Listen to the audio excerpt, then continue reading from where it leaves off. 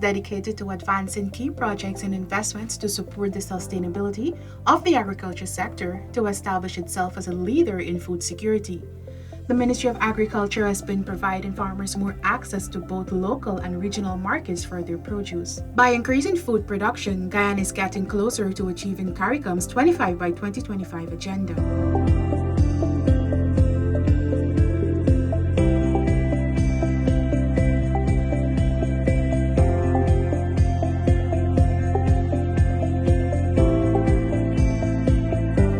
Resources are continuously being pumped into the sugar industry towards its revitalization. This year, $4 billion was allocated to Guyana Sugar Corporation, GAISUCU, to continue expanding, with Rosal Sugar Estate making a grand comeback in 2023. Over 1,000 persons have been employed at the estate. As such, for the first half of 2023, the sugar industry has seen marked improvement with a 30.1% growth. Guyana's coconut industry is improving through decentralization with the introduction of high-yielding and disease-resistant varieties. So far, coconut nurseries have been established in Charity, Kairuni, Wakenham, Legwan, Canal Polder No. 2, Quarantine, Hosororo, Fort Wellington, and Latem. As rice accounts for 60% of Guyana's agricultural exports, its output is expected to increase by 79% to 1 million tons by 2025. The biofortified rice variety with nutritionally enhanced zinc has also been launched. The Guyana Rice Development Board's laboratory at Labon Intention, East Coast Demerara, was recertified by the Guyana National Bureau of Standards. The lab plays a significant role in the development of the crop that contributes extensively to the country's gross domestic product. Government spends more than $300 million annually on research and development to increase yields as well as output and productivity in the rice industry.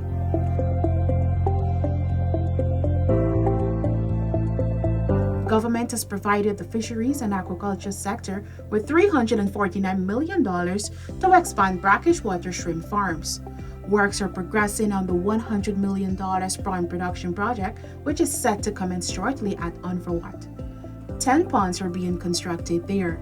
Guyana is heavily dependent on the fishing industry, both as a source of protein for local consumption and as a source of revenue from exports. It adds $11.9 billion to Guyana's annual exports, or around 6% of the country's overall export earnings.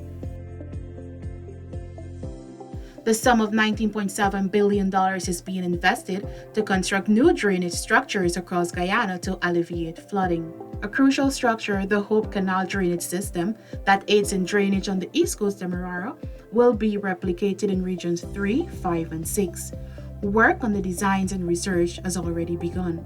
A first of its kind, self-propelled cutter head dredge valued $497.4 million was commissioned at Little Diamond to effectively execute drainage and irrigation works in farming communities along the East Bank corridor. All 4 pumps at Dawa Pump Station in Region 2 are operational to ensure farmers have adequate water for their farmlands. Farmers of Salem and neighboring communities in Region 3 were also relieved when $30 million was expended to desilt all the surrounding drains.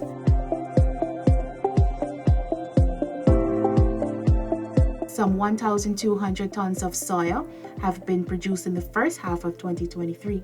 2 new investors with a combined 790 acres of corn and 494 acres of soya cultivation have emerged in Region 9.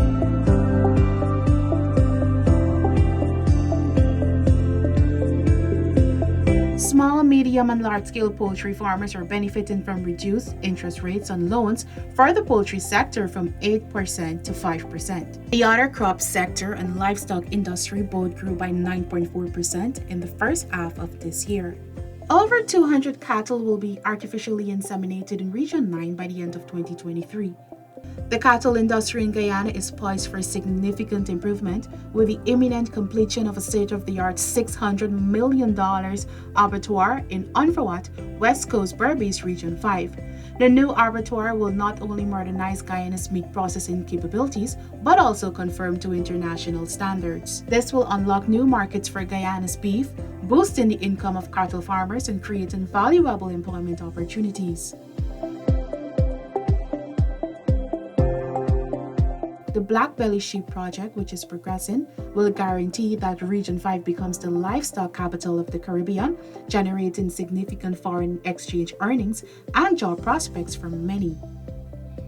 Agro-processing facilities have not only provided a boost in income for many households, but they also contribute to the improvement of food security and safety, which help Guyana to combat climate change.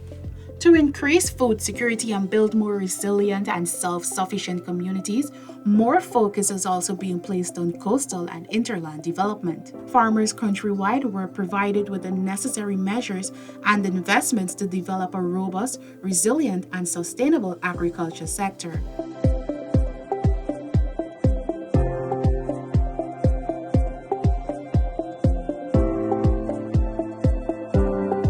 For the first time, farmers and youths of Region 5 are benefiting from improved access to sustainable and integrated agriculture practices with the opening of a $16.3 million research and model farm at Fort Wellington, West Coast, Berbice. The project is a collaboration between government and the Inter-American Development Bank through the Sustainable Agriculture Development Project. Guyana will soon commence the trial for millet production on 50 acres of land as the nation received a quantity of finger and barnyard millet seeds. 200 acres of land has been set aside for millet production in the country.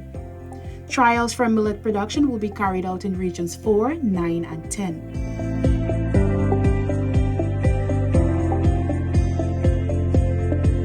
Guyana is on the brink of exceeding its local demand for ginger by 3 million pounds by the end of 2023. To increase the production of ginger and turmeric, over $153 million was set aside to improve processing capacity at strategic places such as Hosororo, Parika, and along the Soos-Dijk-Linden Highway.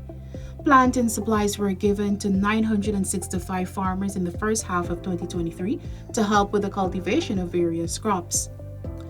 The trial in wheat production thus far has been successful in Paramakatoy Region 8 and the Rice Research Station at Burma, Maikuni.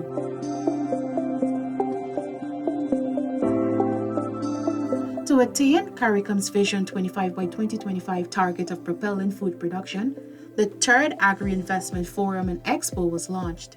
The Forum and Expo themed Accelerating Investment in Vision 2025 was hosted from October 20th to 2022 and featured 150 exhibitors, over 80 agro-processors, investors, farmers, government officials, and various stakeholders. It increased bilateral cooperation between the countries involved, increased public-private partnerships, and provided an enabling environment for large-scale investments.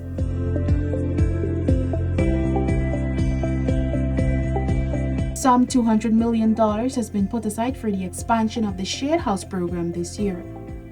100 new shade houses have been constructed in the first half of 2023. There are about 317 shade houses established in various schools across Guyana. Shade houses are being supplied by Guyana to the Caribbean. 30 are earmarked for Barbados, 2 for Grenada, and 20 for Trinidad and Tobago.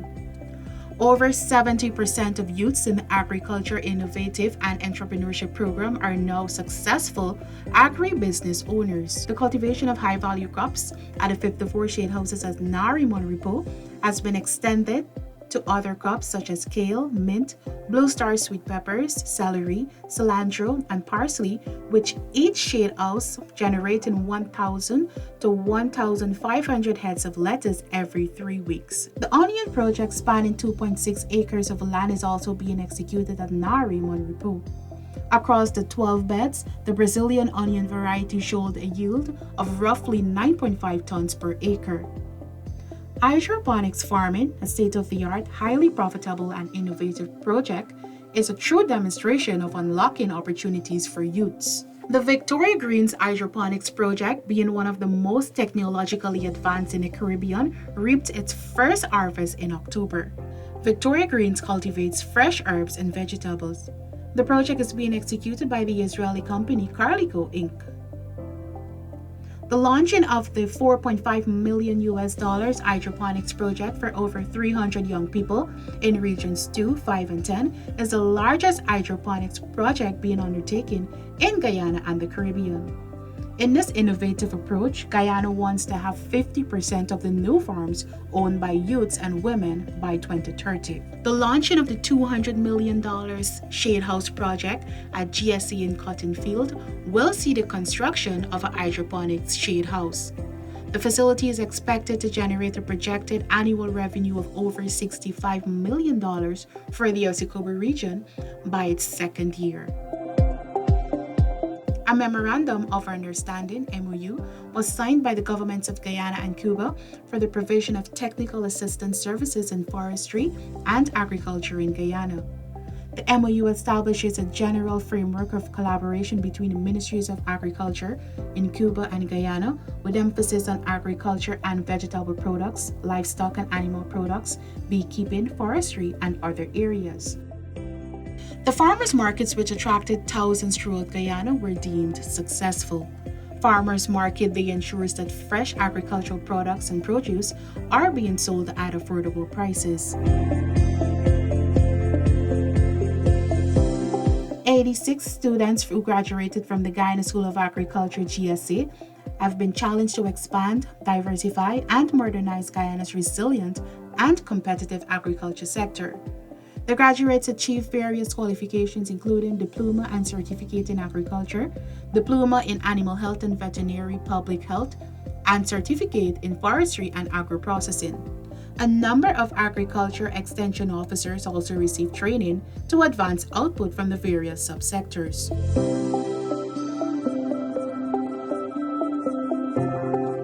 A $60 million Mangrove Center was officially opened at the National Agriculture Research and Extension Institute NARI, Monaripo, East Coast, Demerara. The center, which is dedicated to showcasing the importance of Guyana's mangrove ecosystem, is a tangible testament to continued leadership in forest management, climate change, and Guyana's commitment to preserving and nurturing its natural resources.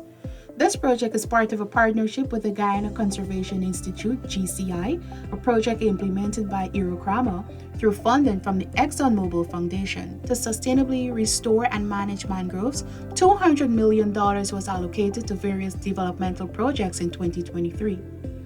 Over 500 hectares of coastal mangroves have been added by Guyana's restoration operations in regions 2, 4, 5, and 6, increasing the country's mangrove cover to over 21,000 hectares.